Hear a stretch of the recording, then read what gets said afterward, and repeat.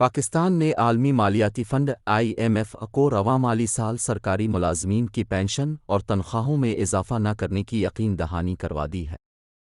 International monetary fund IMF کی جانب سے جاری کردہ رپورٹ کے مطابق پاکستان نے گیس کی قیمتوں میں ششماہی بنیادوں پر رد و بدل کرنے، ٹیکسٹائل اور لیدر سیکٹر پر سیلز ٹیکس بڑھانے اور چینی پر ₹5 فی کلو فیڈرل ایکسائز ڈیوٹی لگانے کی یقین دہانی کروائی ہے۔ اس کے ساتھ ساتھ IMF کو متعدد سیکٹرز میں sales tax, advance income tax, withholding tax اور فیڈرل ایکسائز ڈیوٹی لگانے کی یقین دہانی بھی کروائی گئی ہے۔ دستاویزات کے مطابق پاکستان نے IMF کو کہا ہے کہ رواں مالی سال پینشن اور سرکاری ملازمین کی تنخواہوں میں اضافہ نہیں کریں گے۔ وفاقی ترقیاتی بجٹ میں ترجیحات بہتر بنا کر 61 ارب روپے کی بچت بھی کی جائے گی۔ قدرتی آفات کے علاوہ کوئی سپلیمنٹری گرانٹ جاری نہ کرنے کا وعدہ بھی کیا گیا ہے۔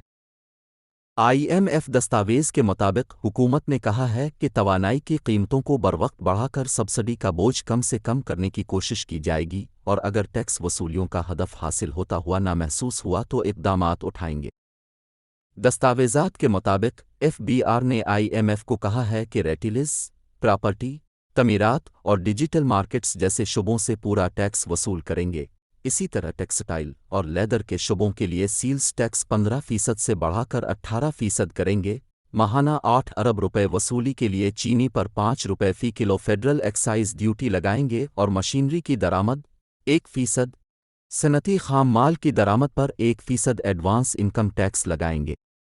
مزید برآں کانٹریکٹس، سروسز، سپلائی پر 1% withholding tax, commercial importers پر بھی 1% ٹیکس عائد کریں گے اور نان فائلزر کو فائلز بنانے کے لیے ڈور ٹو ڈور مہم بھی شروع کریں گے۔ رپورٹ کے مطابق نگران حکومت نے توانائی کے شعبے میں 2 سال میں سبسڈی ختم کرنے کا پلان IMF کو دے دیا ہے۔ پنجاب، سندھ اور خیبر پختونخوا میں ٹیوب ویلز پر حکومتی سبسڈی آئندہ مالی سال سے ختم کی جائے گی۔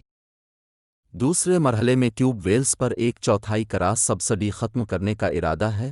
بلوچستان میں بھی ٹیوب ویلز پر سبسڈی ختم کرنے کے مختلف آپشنز پر کام کیا جا رہا ہے، اور فرٹیلائزر سیکٹر کو گیس پر دی جانے والی کراس سبسڈی مارچ تک ختم کر دی جائے گی، جبکہ ایکسپورٹ کو دی جانے والی کراس سبسڈی ختم کر کے نان ایکسپورٹ انڈسٹری کے برابر کی جائیں گی۔ دستاویزات میں مزید بتایا گیا کہ پاور جنریشن لاگت پورا کرانے کے لیے مقامی گیس اور درآمدی LNG کی قیمتیں برابر کی جائیں گی۔ ڈسکوز کا انتظامی کنٹرول نجی شعبے کو دینے کے لیے ٹرانزیکشن ایڈوائزر اپریل تک تعینات ہو جائے گا۔ سب سے زیادہ نقصان کرنے والے 2500 فیڈرز پر آزادانہ مانیٹرنگ سسٹم متعارف کرانے کی ضرورت ہے۔